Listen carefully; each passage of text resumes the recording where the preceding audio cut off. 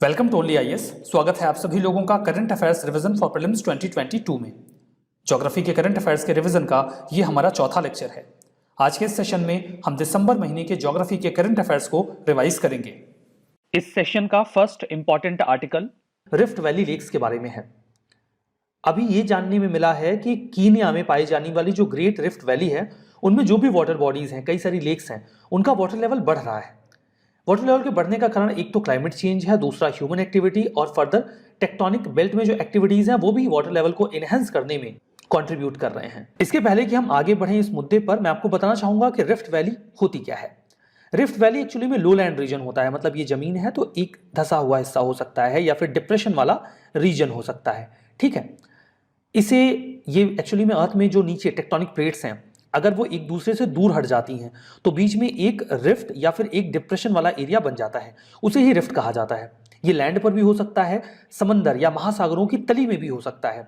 वहां पर ये जो डिप्रेशंस या फिर रिफ्ट वैलीज बनती हैं वो सी फ्लोर स्प्रेडिंग की वजह से बनती हैं, जहां पर प्लेट्स एक दूसरे से दूर हो जाती हैं।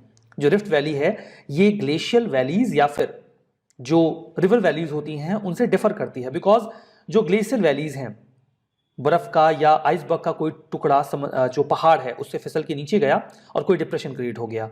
नदियां जो उनका पानी होता है वो इरोजन से डिप्रेशन क्रिएट करता है। तो ये जो वैलीज बनती हैं, चाहे वो रिवर वैली हो या फिर ग्लेशियर वैली हो, ये इरोजन से बनते हैं, मतलब मिट्टी कट कट के वो डिप्रेशन तैयार होता है या जो गहरा हिस्सा है वो तैयार होता है। जबकि जो वैली रिफ्ट वैलीज होती हैं वो टेक्टोनिक एक्टिविटीज की वजह से होती हैं, जो प्लेट्स होती हैं वो दूर हो जाती हैं, इस वजह से ये रिफ्ट क्रिएट होता है। ठीक है, रिफ्ट वैली जो है वो रिफ्ट वैली लेक्स हम यहाँ पे बात कर रहे हैं। जो लेक्स हैं वो सीरीज ऑफ लेक्स हैं जो आपको ईस्ट अफ्रीकन रिफ्ट वैली में मिलेंगे। देखिए ये अफ्रीका है और ये अफ्रीका का ईस्टर्न पार्ट है। इसी को यहाँ जूम आउट किया गया है, तो जूम इन किया गया है, एग्जैक्टली जूम आउट नहीं। तो ये जो हिस्सा आपको डॉटेड दिख रहा है ये रिफ्ट वैली वाला रीजन है, और इस रीजन में हमें कई सारी लेक्स दिखती हैं। कौन सी लेक्स हैं यहाँ पर वाटर बॉडीज के फॉर्म में? जैसे अफ्रीकन ग्रेट लेक्स में विक्टोरिया, टंगानिका और मालावी आते हैं। फर्दर तुर्काना, एल्बर्ट, एडवर्ड, कीवू और कुछ और भी लेक्स हैं। यहाँ मैप में देखिए, ये है लेक एडवर्ड, यहाँ पे लेक एल्बर्ट है, ये है कीवू, यहाँ टंगानिका है, ये है लेक विक्टोरिया, यहाँ पे लेक मालावी। कई सारी लेक्स आपको इस मैप में भी दिख रही हैं। कुछ और इन्फॉर्मेशन ये है कि लेक विक्टोरिया दुनिया की second largest fresh water lake है। तो पहली कौन सी है? पहली है लेक सुपीरियर, जो कि आपको यूएसए में मिलती है। फर्दर लेक टंगानिका ये दुनिया की सबसे लंबी लेक है। तो ये फैक्चुअल इन्फॉर्मेशन भी आप अपने दिमाग में रख सकते हैं। आगे बढ़ने से पहले ये जानकारी है तेजस 2 के बारे में, हार्ड वर्क बीट्स डेस्टिनी। ये प्रीलिम्स का एक क्रैश कोर्स है जो 2022 के प्रीलिम्स को टारगेट करता है। इसकी एक बैच खत्म हो चुकी है, ये नेक्स्ट बैच है जिसमें आप खुद को एनरोल कर सकते हैं। इसमें 250 से अधिक घंटों में आपका पूरा कोर्स कवर किया जाएगा। प्रीलिम्स का 15 जीएस के और 4 सीसैट के फुल लेंथ टेस्ट होंगे। वीकेंड में डाउट सेशंस होंगे, एनसीईआरटी के इंपॉर्टेंट टॉपिक्स भी कवर करवाए जाएंगे और सीसैट के लेक्चर्स आपको इस पूरी सीरीज में फ्री मिल जाएंगे। अगर आप इसके बारे में कोई जानकारी चाहते हैं तो आपको कॉल करना होगा 7007931912 पे, या फिर आप मेल कर सकते हैं info@onlyas.com पे। बाकी कोर्स को एक्सेस करने के लिए आपको video.onlyas.in पे जाना होगा। तो चलिए आगे बढ़ते हैं। हमारा नेक्स्ट आर्टिकल बारबाडोस के बारे में है। कॉन्टेक्स्ट क्या है, न्यूज में क्यों आया? बारबाडोस ने अभी हाल ही में रिपब्लिकन फॉर्म ऑफ गवर्नमेंट को ऑप्ट कर लिया है और इस प्रकार से बारबाडोस दुनिया का न्यूएस्ट रिपब्लिक बन गया है, यानी कि सबसे नया रिपब्लिक। रिपब्लिक का मतलब क्या होता है? जब आप बेसिक पॉलिटी पढ़ते हैं तो वहां पे प्रेम्बल में ये वर्ड आता है इंडिया के, जहां पर आपको रिपब्लिक का मतलब बताया जाता है। रिपब्लिक का मतलब साफ है, जो हेड ऑफ द स्टेट हैं वो चुने जाएंगे लोगों के द्वारा, चाहे डायरेक्टली चाहे इनडायरेक्टली। ना तो वो नॉमिनेटेड हो सकते हैं, ना ही हेरिडिटरी हो सकते हैं। तो अगर उन्होंने अभी खुद को रिपब्लिक बनाया, यानी कि अपने हेड ऑफ द स्टेट को चुना, तो इसके पहले उनका हेड ऑफ द स्टेट कौन होता था? इसके पहले उनके head of the state queen Elizabeth second ही हुआ करती थी। ये जो सेरेमनी थी जिसमें उन्होंने खुद को रिपब्लिक डिक्लेयर किया, उस सेरेमनी को प्रिंस चार्ल्स के द्वारा अटेंड भी किया गया। अब देखिए मामला क्या है, थोड़ा सा हिस्ट्री में जाएंगे, यू विल फाइंड आउट कि जो बारबाडोस है वो 1625 में अंग्रेजों की कॉलोनी बन गया था। 400 सालों तक ब्रिटिशर्स ने इस लैंड को एक्सप्लॉइट किया अपने कमर्शियल बेनिफिट के लिए, ट्रेड बेनिफिट के लिए। इनफैक्ट ये उनके लिए एक प्राइम प्लेस होता था जहां से वो स्लेव्स को लेकर जाते थे और स्लेव्स को बहुत ही इनह्यूमन कंडीशन में रखा जाता था, प्लांटेशन में काम करवाया जाता था। फाइनली 1966 में 30 नवंबर को बारबाडोस एक इंडिपेंडेंट कंट्री के रूप में सामने आया, आजाद हो गया। लेकिन फिर भी एलिजाबेथ सेकेंड ही बारबाडोस की क्वीन बनी रही, यानी कि उनका अपना एक इंडिपेंडेंट प्राइम मिनिस्टर होता था, पूरा इंडिपेंडेंट पॉलिटिकल सेटअप था, लेकिन head of the state Britain की क्वीन ही थी। यद्यपि क्वीन जब उस संबंध में कोई डिसीजन लेती थी तो ब्रिटेन की जो काउंसिल ऑफ मिनिस्टर है उसके साथ कंसल्ट करके नहीं लेती थी, बल्कि जो बारबाडोस की काउंसिल ऑफ मिनिस्टर है उसके जो भी सजेशंस होते थे उसके बेसिस पे ही वर्क करती थी। Still head of the state तो वही थी। लेकिन उन्होंने अभी काफी लंबे समय से आर्गुमेंट चल रहा था कि बारबाडोस खुद को रिपब्लिक बनाए। आखिर वो क्यों कॉलोनियल लिगेसी को ढो रहे हैं और ब्रिटेन की महारानी को अपना हेड ऑफ द स्टेट बना के बैठे हैं। एक साल पहले उन्होंने डिसीजन लिया कि अब वो अपना जो हेड ऑफ द स्टेट है उसे चेंज करेंगे। तो इलेक्शंस हुए प्रेसिडेंट के पद के लिए और फाइनली एक महीने पहले प्रेसिडेंट के पद पे आ गए डीम्स सेंड्रा प्रुनेला मैसॉन। इसके पहले ये गवर्नर जनरल के पद पर हुआ करते थे 2018 से ही। वहां की जो प्राइम मिनिस्टर हैं वो मिया अमोर मॉटली हैं, ठीक है। तो अभी उनके पास अपना प्रेसिडेंट है डीम सेंड्रा प्रोनेल मैसॉन के नाम से, और मिया अमोर मॉटली उनकी जो प्राइम मिनिस्टर हैं वो तो हैं ही। तो फाइनली उन्होंने अब ये जो पूरा ये उनके जो हेड ऑफ द स्टेट हुआ करती थी क्वीन एलिजाबेथ, उसे उन्होंने समाप्त कर दिया। यद्यपि वो कॉमनवेल्थ के बाहर नहीं गए हैं, कॉमनवेल्थ की कंट्री वो अभी भी बने हुए हैं। लोकेशन मैप में देखना चाहें तो यहाँ पे आपको मैप दिख रहा है, ये है कैरेबियन सी, और कैरेबियन सी में आपको साउथ ईस्ट में मिलेगा ये कंट्री बारबाडोस। आपको सेंट लूसिया नॉर्थ में, सेंट विंसेंट और ग्रेनेडीन्स वेस्ट में, ट्रिनिडाद और टोबैगो साउथ में मिल जाएंगे। इसकी कैपिटल है ब्रिजटाउन। कॉमनवेल्थ की बात करें तो कॉमनवेल्थ एक लूज एसोसिएशन है जो पहले ब्रिटिशर्स की कॉलोनी हुआ करते थे, या वर्तमान में जो उनकी डिपेंडेंसीज हैं। इनफैक्ट कुछ ऐसे भी देश इसका हिस्सा हैं जिनका ब्रिटिश हिस्ट्री से कोई भी लेना देना नहीं है, मतलब ये एक पॉलिटिकल ग्रुपिंग है। हमारा नेक्स्ट आर्टिकल माउंट सेमेरू के बारे में है। रेस्क्यू ऑपरेशन चलाए जा रहे हैं इंडोनेशिया में। हुआ क्या? माउंट सेमेरू एक वॉल्केनिक माउंट है, उसमें इरप्शन हुआ। आसान भाषा में कहूं तो ज्वालामुखी फट गया, अचानक से फटा। कई सारे लोग इसकी जो धूल होती है, राख होती है, उसकी चपेट में आए। लगभग 14 लोगों की जान गई और दर्जनों लोग घायल हुए। इसके बाद वहां पर रेस्क्यू ऑपरेशन चलाए गए ताकि बाकी के जो विलेजर्स हैं उन्हें बचाया जा सके। सेमेरू, या इसे कई बार माउंट सेमेरू भी कहा जाता है, ये एक्टिव वॉल्केनो है ईस्ट जावा में, इंडोनेशिया में। यह है इंडोनेशिया, यहां पर है इसका आइलैंड सुमात्रा, और यह है जावा। जावा के ईस्टर्न पार्ट में यहां पर आपको मिलता है माउंट सेमेरू। आप लोकेशन देख सकते हैं, यह जावा आइलैंड का हाईएस्ट माउंटेन है जहां पर वॉल्केनो भी इरप्ट होता है। सबडक्शन जोन का एरिया है। सबडक्शन जोन एक ऐसा जोन होता है जहां पर एक टेक्टोनिक प्लेट के नीचे दूसरी टेक्टोनिक प्लेट चली जाती है, और वहां पर जो नीचे का हॉट मॉल्टेन मैग्मा होता है उसमें वो प्लेट का जो पार्ट है वो पिघल जाता है, और वॉल्केनीज जो ज्वालामुखी हैं, वॉल्केनो हैं, वो इरप्ट होते हैं। ये जोन है जहां पर इंडो ऑस्ट्रेलिया प्लेट सबडक्ट होती है यूरेशियन प्लेट के नीचे। मैप में देखेंगे समझ में आएगा। यह है ऑस्ट्रेलियन प्लेट, यह है इंडियन प्लेट। इन दोनों को जब ऐड करते हैं तो बनता है इंडो ऑस्ट्रेलियन प्लेट। यह प्लेट यहां पर देखिए, इस जगह पे ये जो ऑस्ट्रेलियन प्लेट है इसके नीचे जाती है, इसीलिए यहां पर बहुत सारे वॉल्केनोज देखने को मिलते हैं। फर्दर जो सेमेरू, ये वर्ड है ये मेरू से निकला है। मेरू का मतलब होता है पर्वत। हिंदुइज्म में भी इसे एक सेंट्रल वर्ल्ड माउंटेन के नाम से जाना जाता है। ऐसी मान्यता है कि जो 33 करोड़ देवता हैं वो इस आइलैंड पर विजिट करते हैं, ऐसी माइथोलॉजी में बातें कही गई हैं। ये एक स्ट्रेटो वॉल्केनो है। स्ट्रेटो वॉल्केनो का मतलब क्या होता है कि एक वॉल्केनो है, ये इरप्ट होता है और जो मैग्मा है वो लावा के रूप में बाहर आता है और एक लेयर बन जाती है। ऐसे लावा मल्टीपल लेयर्स में आता है और लेयर्स बनती चली जाती है, मतलब एक स्ट्रेटा यानी कि परत तैयार हो जाती है। तो जो मल्टीपल स्ट्रेटा यानी कि परत तैयार होती है, इसी वजह से इसे स्ट्रेटो वॉल्केनो बोलते हैं। इसे महामेरू भी कहते हैं, मतलब द ग्रेट माउंटेन। ये वर्ड संस्कृत में इस्तेमाल किया जाता है। हमारा नेक्स्ट आर्टिकल कीन बेतवा लिंक प्रोजेक्ट के बारे में है। यूनियन कैबिनेट ने अभी हाल ही में इस प्रोजेक्ट को अप्रूव कर दिया है। कीन बेतवा लिंक प्रोजेक्ट ये पहला रिवर लिंकिंग प्रोजेक्ट है इंडिया का नेशनल पर्सपेक्टिव प्लान के तहत, जहां पर नदियों को जोड़े जाने की बात की जा रही है। कीन और बेतवा ये दोनों ही नदियां यमुना की ट्रिब्यूटरीज हैं। देखिए यहां पर है यमुना नदी, ये नदी जो आपको यहां पे दिख रही है ये है बेतवा, ठीक है। और ये जो नदी यहां पे आ रही है ये है कीन।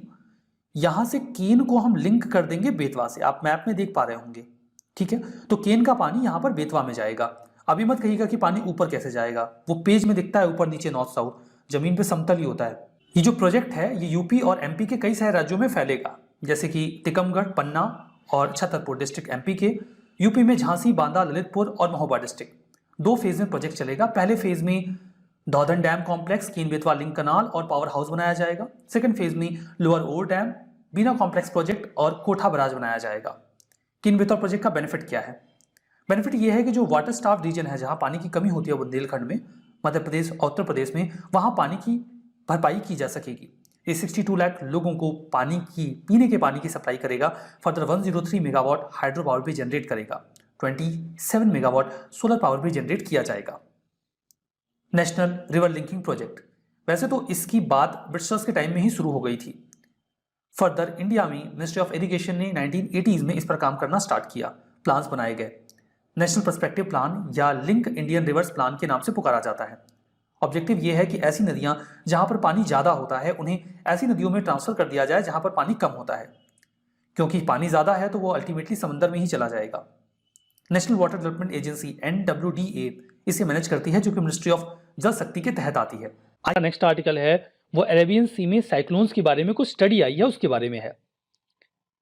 एक स्टडी आई जिसके अकॉर्डिंग 1891 से लेकर अगर आप 2020 के बीच का एक सर्वे करें, यूल फाइंड आउट कि अरेबियन सी में हम देख रहे हैं कि जो साइक्लोनिक स्टॉर्म्स हैं बहुत ज़्यादा सीवियर कैटेगरी के, यानी कि वेरी सीवियर साइक्लोनिक स्टॉर्म्स, उनकी फ्रिक्वेंसी दिन ब दिन साल दर साल बढ़ती गई है। यद्यपि यह भी देखा गया कि इंडिया के वेस्टर्न कोस्ट पर इसका बहुत ज़्यादा प्रभाव नहीं रहा है, यानी कि इस कोस्ट पर, ठीक है, लेकिन ईस्टर्न कोस्ट ज़्यादा प्रभावित रहा है, क्योंकि यहां पर जो साइक्लोन्स आए उन्होंने ज़्यादातर नुकसान पहुंचाया ओमान और यमन को। ईस्टर्न कोस्ट जो है वो ज़्यादा वल्नरेबल रहा है एक्सट्रीमली सीवियर साइक्लोन्स को लेकर, ऐसा इस स्टडी में बताया गया। नंबर ऑफ डेथ्स साइक्लोन्स की वजह से हाल फिलहाल में कम हुए हैं। कारण है इंडिया का जो मेट्रोलॉजिकल डिपार्टमेंट है उसकी अर्ली वार्निंग की स्किल। हम बहुत पहले जानकारी इकट्ठा कर लेते हैं कि साइक्लोन्स आने वाले हैं, तो हम तैयारी कर लेते हैं और नुकसान कम होता है। फर्दर अगर थोड़ा बहुत नुकसान हुआ ही तो नेशनल डिजास्टर मैनेजमेंट अथॉरिटी और मिनिस्ट्री ऑफ होम अफेयर्स उसे मैनेज कर लेते हैं। ये बहुत ही एक्टिवली हाल फिलहाल में काम कर रहे हैं। अब आइए देखते हैं कि ऐसे कौन से फैक्टर्स हैं जो अरेबियन सी में साइक्लोन्स की इंटेंसिटी को एनहेंस कर रहे हैं। यद्यपि ये साइक्लोन्स इंडिया को कम नुकसान पहुंचा रहे हैं, लेकिन ये ओरिजिनेट ज्यादा हो रहे हैं। जो सरफेस टेम्परेचर है अरेबियन सी का वो काफी तेजी से बढ़ा है पिछली सेंचुरी में, obviously because of global warming. जो टेम्परेचर है वो 1.2 से लेकर 1.4% हायर रहा है पिछले डिकेड की तुलना में। चूंकि समंदर का पानी ज्यादा गर्म हो रहा है तो कन्वेक्शन की प्रक्रिया भी तेज हो रही है। कन्वेक्शन समझते हैं ना, जो पानी है वो वाष्पीकृत होकर ऊपर जाता है, ठंडा होकर बादल बनता है और वापस से बरस जाता है। इस प्रक्रिया को ही कन्वेक्शन कहा जाता है। फर्दर इसे मतलब इस प्रक्रिया को तो आप ओवरऑल कन्वेक्शनल रेनफॉल बोलते हैं ना। रेनफॉल काफी तेज हो रही है, इसीलिए साइक्लोन्स भी इंटेंस हो रहे हैं। अरेबियन सी में जो राइजिंग टेम्परेचर है वो साइक्लोन्स को एनर्जी देता है और उनकी इंटेंसिटी को भी बढ़ा देता है, बिकॉज जो लैटेंट हीट होती है वही उनकी एनर्जी का सोर्स होता है। तो इस वजह से अरेबियन सी में इनकी संख्या को ज्यादा देखा जा रहा है। हमारा नेक्स्ट आर्टिकल टाइफून राई के बारे में है। सुपर टाइफून राई सदर्न फिलीपींस को हिट कर चुका है। थाउजेंड्स ऑफ लोग इससे प्रभावित हुए हैं। फ्लडिंग और डिस्ट्रक्शन की वजह से लोगों को अपना घर छोड़ के जाना पड़ रहा है। टाइफून राई, इसे फिलीपींस में टाइफून औदित्य के नाम से पुकारा जा रहा है। काफी पावरफुल ट्रॉपिकल साइक्लोन है जो साउथ चाइना सी में इमर्ज होकर फिलीपींस को हिट कर देता है।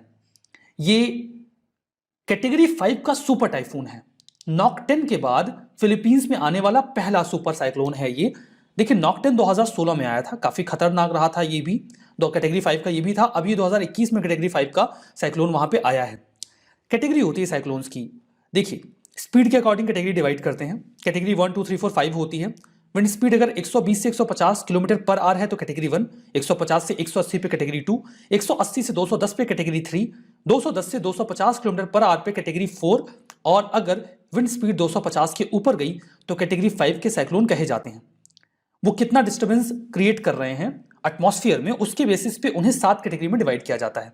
वो भी विंड स्पीड पर ही डिपेंड करती है, उनकी किलोमीटर पर आवर क्या विंड स्पीड है। Low pressure, depression, deep depression, cyclonic storm, severe cyclonic storm, very severe cyclone और सुपर साइक्लोन, ये क्लासिफिकेशन है। सुपर साइक्लोन का मतलब ये होगा कि wind speed 221 kilometre per hour के ऊपर होनी चाहिए।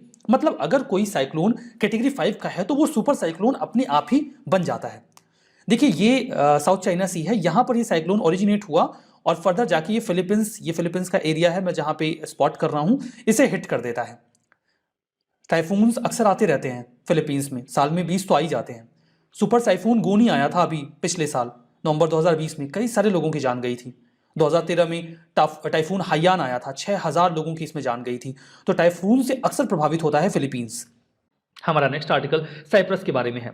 All India council for technical education ने अभी डायरेक्ट किया है सभी इंजीनियर और टेक्निकल कॉलेजेस को कि आप अपने सभी फैकल्टी मेंबर्स को चेता दीजिए, उनको बढ़िया तरीके से समझा दीजिए कि वो किसी भी ऐसे देश के द्वारा ऑर्गेनाइज किए जाने वाले किसी भी कॉन्फ्रेंस में पार्टिसिपेट नहीं करेंगे जिस देश को या जिस पॉलिटिकल टेरिटरी को, एंटिटी को इंडिया रिकॉग्नाइज नहीं करता। मतलब दुनिया में कई सारे ऐसे देश हैं या पॉलिटिकल एंटिटीज हैं जो विवादित हैं, जिनको भारत सरकार नहीं मानती कि वो एक देश है। वहां अगर कोई कॉन्फ्रेंस आयोजित हो रहा है तो भला भारत के एकेडमेसिया के लोग वहां पे क्यों पार्टिसिपेट करेंगे। लेकिन अभी ऐसा हुआ, इस बात को लेकर साइप्रस ने कड़ी आपत्ति जताई। एक्चुअली में साइप्रस का जो नदन पार्ट है वो टर्की ने कब्जा रखा है और वहां पर एक आयोजित किया गया था कॉन्फ्रेंस। इंडिया की कुछ टेक्निकल एजुकेशन से बिलोंग करने वाले जो एकेडमिशिया के लोग थे उन्होंने उसमें पार्टिसिपेट किया। तो साइप्रस ने इस पर आपत्ति जताई और उसी के बाद मिनिस्ट्री ऑफ एक्सटर्नल अफेयर्स ने इस पर संज्ञान लिया और AICTE ने इस पर अपनी गाइडलाइंस जारी की। बात करते हैं साइप्रस के बारे में। साइप्रस, जिसे रिपब्लिक ऑफ साइप्रस भी कहा जाता है, एक आइलैंड कंट्री है मेडिटेरेनियन सी में। इस मैप को देखिए, यहां पर आपको दिख रहा है ब्लैक सी, ये है मेडिटेरेनियन सी, यहां पर है ग्रीस, ये है टर्की और यहां पर है साइप्रस। ठीक है, ये लोकेशन साइप्रस के लिए दिखाई गई है। तो मेडिटेरेनियन सी के नदन पार्ट में आपको साइप्रस मिलता है। साइप्रस का ये जो सदर्न पार्ट है ये तो साइप्रस के पास ओरिजिनली है, लेकिन इस हिस्से को कब्जा रखा है टर्की ने। टर्की के अलावा और कोई भी देश इसे मान्यता नहीं देता। ठीक है, तो Turkish Republic on Northern Cyprus, वैसे वहीं के लोग हैं लेकिन टर्की का बैकअप है इन्हें। ठीक है, चलिए देखिए, तो ये बात समझ में आ गई। ये तीसरा सबसे बड़ा और तीसरा मोस्ट पॉपुलस आइलैंड है मेडिटेरेनियन सी में। टर्की के साउथ में है, सीरिया के वेस्ट में है, गाजा स्ट्रिप के नॉर्थ वेस्ट में है, इजराइल लेबनान को भी आप यहां पे ले सकते हैं, इजिप्ट के नॉर्थ में है और ग्रीस के साउथ ईस्ट में है। इसकी कैपिटल है निकोसिया। रिपब्लिक ऑफ साइप्रस दो हिस्से में बटा हुआ है। पहला एरिया जो है वो तो नीचे का हिस्सा, साउथ पार्ट, 59% लगभग ये एरिया आता है। ये तो रिपब्लिक ऑफ कोरिया के पास है, लेकिन जो नॉर्थ है वो self declared Turkish Republic of Northern Cyprus, इन्होंने नाम रख रखा है। इसे कोई और देश मान्यता देता नहीं, लेकिन ये आइलैंड का 36% एरिया कवर हो जाता है यहाँ पे, और 4% एरिया है जिसको यूनाइटेड नेशंस ने बफर जोन बना रखा है ताकि दोनों पार्ट के बीच में जो कॉन्फ्लिक्ट है वो ना होने पाए। ये ग्रीन कलर वाला एरिया जो आप देख रहे हो ये बफर जोन है और ये लगभग इस आइलैंड का 4% तो हो ही जाता है। ठीक है, हमारा नेक्स्ट आर्टिकल गोलान हाइट्स के बारे में है। इजराइल के प्राइम मिनिस्टर नफ्ताली बेनेट ने अभी हाल ही में ये कहा, इजराइल प्लान कर रहा है या इंटेंड करता है, ऐसी उसकी योजना है कि वो गोलान हाइट में रह रहे इजराइल के लोगों की संख्या को डबल करेंगे, यानी कि दोगुना कर देंगे, और एक $multi-million प्लान भी बनाएंगे जिसके तहत वो और ज़्यादा पैसे खर्च करेंगे गोलान हाइट के इस रीजन में, ताकि इजराइल की होल्ड इस टेरिटरी में और ज़्यादा स्ट्रांग हो सके। कहाँ है ये गोलान हाइट और हम कहाँ बात कर रहे हैं? देखिए, ये है इजराइल, यहाँ पर है लेबनान, ये है सीरिया। ओरिजिनली गोलान हाइट का ये हिस्सा सीरिया का हुआ करता था, लेकिन 1967 में जब इजराइल और सीरिया के बीच में एक बैटल हुई, एक युद्ध हुआ, उसमें इजराइल ने इस रीजन को ऑक्यूपाई कर लिया। ये एक हिस्टोरिकल फैक्ट है। तो ये जो पूरा एरिया आपको दिख रहा है डार्क पिंक कलर में गोलान हाइट का, ये अभी इजराइल के पास है, यानी कि इजराइल इसे कंट्रोल करता है। ये एक रॉकी प्लेटू का एरिया है, मैप में देख सकते हैं। ये वेस्ट बैंक का इलाका है, यहाँ पर है गाजा स्ट्रिप, ये इजराइल की ओरिजिनल लोकेशन, और ये है रीजन गोलान हाइट की। ये एक्चुअली में सीरिया और इजराइल के बीच की एक ज़मीन है जो सीरिया के साउथ वेस्टर्न पार्ट में है, लेकिन अभी इजराइल के पास है। गोलान हाइट को इजराइल ने 1967 के कॉन्फ्लिक्ट में कैप्चर किया था, एनेक्स किया था। 1981 में उन्होंने ऑफिशियली इसे इजराइल का हिस्सा बना लिया, जिसे इंटरनेशनली अभी तक रिकॉग्नाइज नहीं किया गया है। कौन से देश या ग्रुप का क्या स्टेक है गोलान हाइट के ऊपर, ये मैं आपको ज़रूर से बताना चाहूँगा। यूरोपियन यूनियन ने यह कहा कि गोलान हाइट पर जो कब्जा है इजराइल का, वो उसे किसी भी तरीके से रिकॉग्नाइज नहीं करेंगे। अरब लीग, जिन्होंने 2011 के बाद सीरिया को अपनी लीग से सस्पेंड भी कर दिया जब वहां पर सिविल वॉर छिड़ गया, उन्होंने भी ये कहा कि गोलान हाइट को इजराइल के द्वारा कैप्चर किया जाना इंटरनेशनल लॉ के बियॉन्ड है।